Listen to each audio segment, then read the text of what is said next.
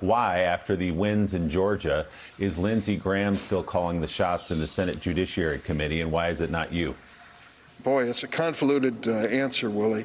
It starts with the premise that the United States Senate doesn't, unlike the House, stays in session, and we just kind of change with the times. And as the Georgia results came in, it was clear we were going to be in a nominal majority, with Kamala Harris casting the key tie-breaking vote. And then we had to move the Senate into this new mode of Democratic majority in a 50-50 Senate. That takes a little time. In the House, it is much more decisive and much more on a schedule of happening quick. In the Senate, not so much. So, Senator, let's talk about what's before you. There's a lot in front of you, actually, but specifically about impeachment coming up here in the next week or so. How do you expect that trial to look? Will it be a prolonged trial? The Biden administration and the White House is privately, and I'm sure you've heard this probably more directly, hope that it will move with some pace so that they can move on to their agenda and not have impeachment be the focus of the country right now. How do you expect this to play out? Well, Willie, I have two mixed feelings on that.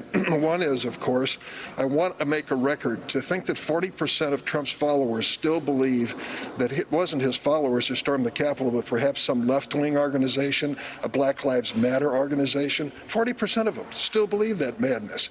I want to make a clear record for history and for the people of this country as to what did occur, and I hope that the House impeachment managers lead us in that effort.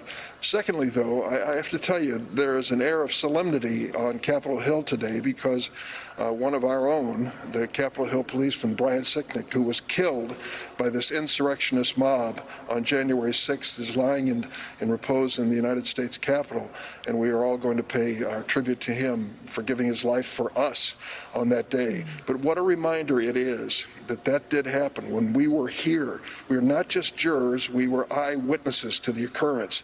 So in that respect, there are certain elements that don't need to be proven to us. We saw it, we ran from it to escape with our lives, and we know what happened to valiant heroes like Brian Sicknick and all the other policemen, over 140 of them who were injured by this insurrectionist mob.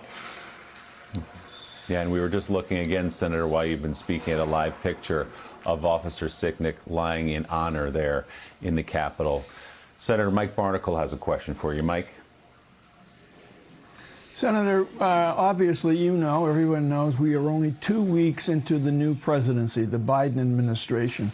But there has been some difficulties, even though they've ramped up the logistics and the distribution of the vaccine, there's been some difficulties in it. I assume that you know more than we know about what the Biden administration found out about the prior administration's plan to distribute the vaccine when they came in. Can you tell us what you know, and does that impact the current plan to try and ramp up what they were left with when they came in? Well, I can tell you, to give credit where it's due, the warp speed effort meant that the scientists, the researchers, the doctors sat down with financial incentives to get it done in a hurry, and they did. And I congratulate them on that effort. But that seems to be where the innovation ended. We needed to have that same level of commitment and innovation when it came to distribution. Instead, the Trump administration took their usual course, as they have throughout this pandemic, and said to the states and the governors, do your best now. We've done all we're going to do. See what you can do to distribute this. Well, the amount that was being produced and the method of distribution and accountability just wasn't there. Joe Biden's been on the job a week and a half now. He has tried to put it together, and it's getting progressively better, a little better. 16% more vaccine coming to the states than they anticipated, for example. We aren't anywhere near where we have to be as a nation. If we're going to break the back of this pandemic, we've got to get Americans to stand up and roll up their sleeves.